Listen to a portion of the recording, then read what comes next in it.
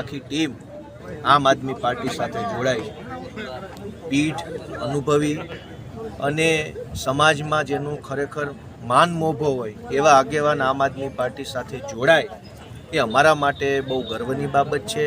હું એમનું સ્વાગત કરું છું। પાર્ટીમાં આખી ટીમનું તમામ કાર્યકર્તા એમની સાથે જે આવ્યા છે એમનું સ્વાગત છે અને એમનો આભાર વ્યક્ત કરું છું કે એમણે ખરા સમયે સારો નિર્ણય કર્યો છે। રાજનીતિની જે પ્રમાણે દશા થઈ છે અત્યારે કે ચારો તરફ ગુંડાઓ, બદમાશો, તોડબાજો, કટકી કરનારાઓ, ભ્રષ્ટાચારીઓ, સમાજની અંદર ડર ફેલાવનારા લોકો રાજનીતિના ઊંચા હોદ્દા પર પહોંચી ગયા। ગ્રામ પંચાયતથી લઈ અને વિધાનસભાઓ સુધી સમાજને નડતરરૂપ થતા હોય એવા માણસોનો દબદબો વધ્યો છે। ત્યારે સારા માણસો બધા જ એક જગ્યાએ ભેગા થાય, એક રાજકીય પ્લેટફોર્મ પર આવે એ સમયની માંગ છે। જે રીતે ગુજરાતની અંદર વારંવાર સરકારે એવા પરિપત્ર કરવા પડે છે કલેક્ટરોને, મામલતદારોને, એસપી, પીએસઆઈઓને કે ધારાસભ્યોનું માન સન્માન જાળવજો। દર 6 મહિને મુખ્યમંત્રી આવો પરિપત્ર બહાર પાડે છે। એનો અર્થ એ થયો કે ગુજરાતમાં ભાજપના રાજમાં ધારાસભ્યોનું પણ મામલતદાર પાસે કાંઈ ઉપજતું નથી। હું વિપક્ષનો ધારાસભ્ય છું એટલે કદાચ મારું ન ઉપજે તો એમાં બહુ કંઈ દુઃખ લગાડવા જેવું નથી, પણ ભાજપના ધારાસભ્યોનું જો મામલતદારો પાસે ન ઉપજતું હોય તો એ ખરેખર બહુ ચિંતાનો વિષય છે। આજે ખેડૂતોની પરિસ્થિતિ ખૂબ કપરી બની છે। આ વર્ષમાં 2 વાર માવઠા આવ્યા, હજુ માવઠાની તો મોકાણ પૂરી નથી થઈ, નવેમ્બર ડિસેમ્બર વાળા માવઠાની, ત્યાં પાછું આ માર્ચ મહિનામાં માવઠું આવ્યું। એટલે કુદરત પણ અત્યારે ખેડૂતોને ખૂબ નુકસાન પહોંચે એવા પ્રકારે કામ કરી રહી। ત્યારે આપણે આશા રાખીએ કે આ ચૂંટણીની અંદર ખેડૂતોની સરકાર બને। તાલુકાઓ, જિલ્લાઓ, નગરપાલિકાઓ, મહાનગરપાલિકામાં ખેડૂત સમર્થક સરકાર બને અને એ સરકાર ખેડૂતો માટે આગળ વધે એવી આશા રાખીએ છીએ। ફરી એક વખત કાલાવાડની જનતાને વિશેષ આભાર, કેમ કે કેશુબાપા પટેલ એ અહીંથી ધારાસભ્ય હતા અને પછી વિસાવદરથી પણ હતા।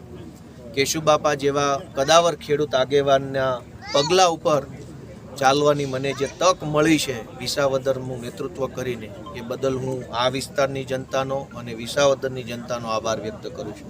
આબરૂદાર માણાની હારે હાલો તો તમારી આબરૂ વધે એ આપણા સમાજમાં।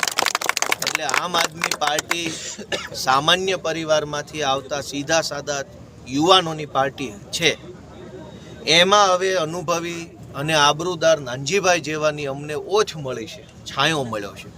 અમે રેઢા મથ્યા કરતા હતા જુવાનિયાઓ, હવે આ છાંયો થઈ ગયો છે, મોટો છાંયો આવ્યો છે માથે। વળી અનુભવી છે, વળી આબરૂદાર છે, વળી સમાજની અંદર જેમની માન પ્રતિષ્ઠા છે એમના આવવાથી મને પૂરો વિશ્વાસ છે કે સમાજનો, જનતાનો, લોકોનો આમ આદમી પાર્ટી પર વિશ્વાસ વધશે।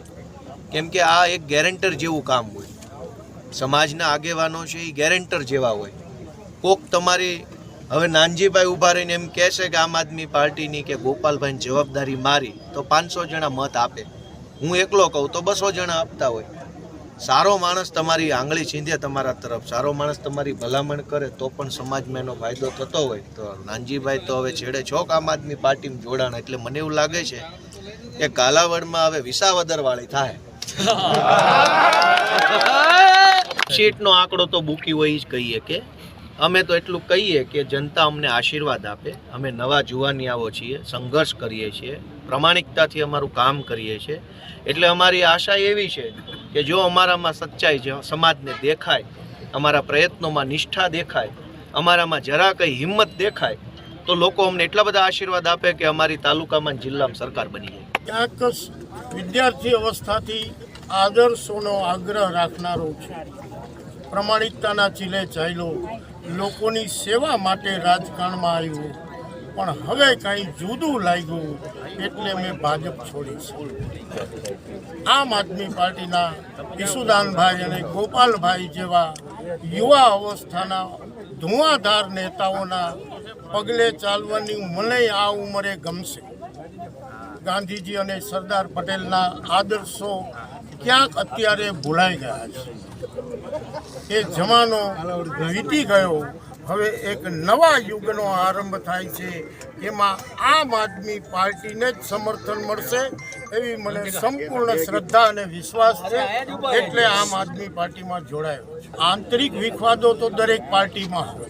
કોંગ્રેસનું પતન એમાં જ થયું.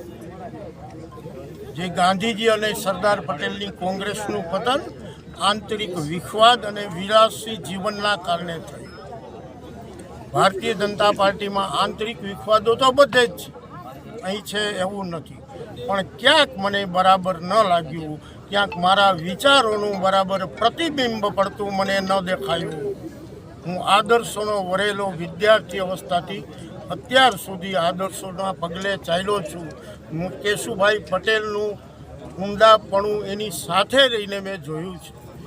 એવા હવે બીજા મને ગોપાલભાઈ ઇટાલિયા દેખાય છે, ત્યારે મને એવું લાગે છે કે ક્યાંક મને બરાબર સાચી નહીં તો પછી પાર્ટી જે કહેશે એ લડીશ.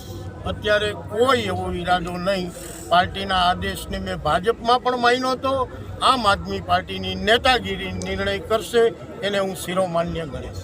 ચોવટિયા એટલે ભારતીય જનતા પાર્ટીના મૂળ પાયાનો પથ્થર, અને આજે જે પોતાના વક્તવ્યોમાં કીધું કે એનો ભારતીય જનતા પાર્ટીમાં જે રીતે શાસન ચાલે છે એનો શ્વાસ મૂંઝાતો હતો, અને સ્વચ્છ અને ઈમાનદાર યુવાનોની પાર્ટીમાં જ્યારે આવ્યા છે ત્યારે અમારી પાર્ટીમાં એક નવી ઉર્જા આવી છે, અને કાલાવડને એક અનુભવી અને મજબૂત નેતૃત્વ મળી રહેશે, અને જેમાં અમારી પાર્ટી અને નાનજીભાઈનો અનુભવ એ ખૂબ જ સફળતા મેળવશે. સાંજ સમાચાર ફેસબુક પેજને લાઇક કરો, વિડીયો શેર કરો અને વધુ વિગતવાર સમાચાર માટે sanssamachar.net વિઝિટ કરો.